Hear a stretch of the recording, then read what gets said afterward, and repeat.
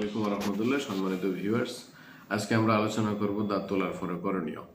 দাঁত তোলার পরে যে জায়গাটাতে দাঁত তোলা হয় সেই জায়গায় যে গজ বা তুলে দেওয়া হয়, এই তুলাটা আমরা 1 ঘন্টা কামড় দিয়ে ধরে রাখবো। তুলে ফেলে আমরা ঠান্ডা বরফ অথবা ঠান্ডা পানি অথবা আইসক্রিম দিয়ে সেক দিতে পারি। এরপরে এই সময়টাতে চেষ্টা করবো আমরা যত কম কথা বলা যায়। এরপরে 24 ঘন্টা আমাদের কিছু করণীয় আছে। সেটা হলো আমরা কোনো গরম খাবার খাবো না, কোনো শক্ত খাবার খাবো না, মশলা জাতীয় খাবারও খাবো না, জোরে কুলিকুচি করবো না। হ্যাঁ, মদ পান বা ধূমপান এগুলো তো মোটেই করা যাবে না।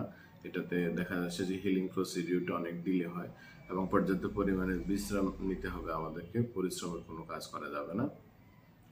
24 ঘন্টা পরে আমাদের কিছু রুলস রেগুলেশন আছে, যেটা হলো 24 ঘন্টার পরে আমরা হালকা গরম পানিতে লবণ মিশিয়ে কুলকুচি করব প্রতিদিন 8 থেকে 10 বার, এবং তরল খাবার আমাদেরকে খেতে হবে এবং পুষ্টিকর খাবার খেতে হবে, যে হিলিং প্রসিডিউর খুব দ্রুত হয়। বিশেষ করে ভিটামিন সি, লেবু, কমলা, মাল্টা বা স্যুপ, নরম ভাত এগুলো খেতে হবে। আর এই যে জিনিসগুলো হলে অবশ্যই ডাক্তারের শরণাপন্ন হতে হবে। সেটা হলো সময়ের সাথে সাথে যদি ব্যথার তীব্রতাটা বেড়ে যায় বা গাল ফুলে যায় বা রক্তক্ষরণ বন্ধ না হয়, তাহলে অবশ্যই আমাদের ডাক্তারের শরণাপন্ন হতে হবে।